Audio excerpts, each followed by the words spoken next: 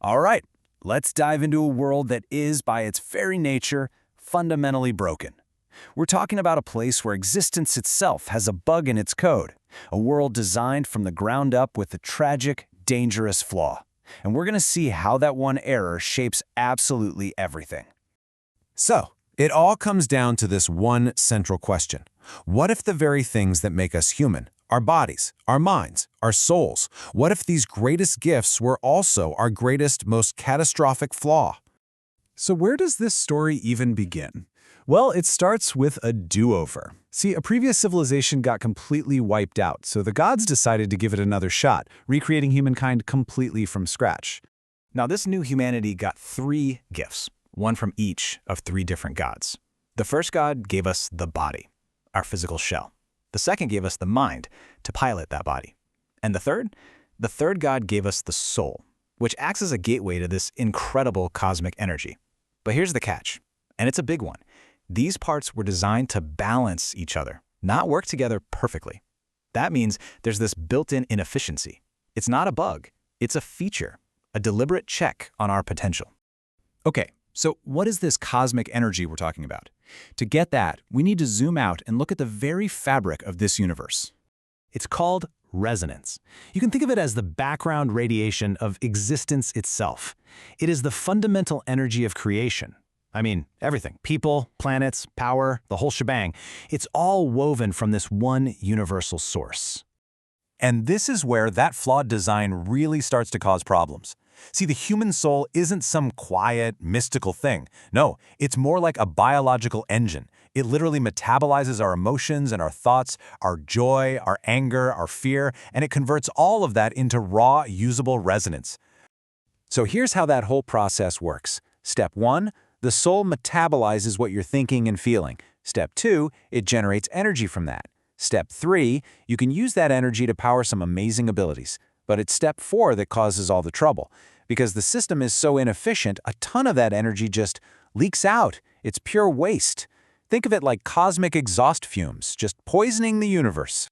And that leaking energy, well, that is the key to understanding this world's greatest threat. It's the answer to the really terrifying question, where do the monsters come from? Because, energy can't just vanish. That leaking energy has to go somewhere.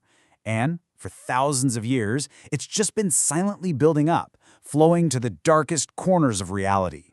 And this creates a horrifying cycle. First, all that excess soul energy leaks from every single human. Second, all that waste gets drawn into this corrupted, nasty dimension called the deep dark. Third, the deep dark acts like a factory, taking all this psychic garbage and condensing it into monsters, things called behemoths. And the final, terrible step, the behemoths hunt humans, because consuming the very creatures who accidentally created them is the only way for the monsters to keep existing. It's a perfect, tragic, self-destructive loop. But humanity isn't totally helpless in all this. By figuring out how to harness their own flawed design, they've actually found ways to fight back. And it's created 2 very different paths to power. On one side, you've got the mages. Think of them as the scholars. They use these complex symbols and magic circles for really precise, almost programmed effects. They're only limited by what they can learn. And on the other side, you've got the innates. They're the artists. They just use raw willpower and intuition to shape resonance. They aren't bound by formulas, just by their own imagination and dedication. It's this amazing split between structured intellect and raw, creative talent. But what if you could just bypass the flaw entirely? Well, it turns out there was a third path, once upon a time. A kind of perfected version of humanity, created by a rogue god who basically thought he could do a better job. They were called the blue-eyed race, and they were designed to fix that original flaw. They could naturally interact with their souls at a perfect equilibrium, which gave them this immense, intuitive power. But of course, being perfect made them a threat. The other gods got scared, terrified actually, of their potential.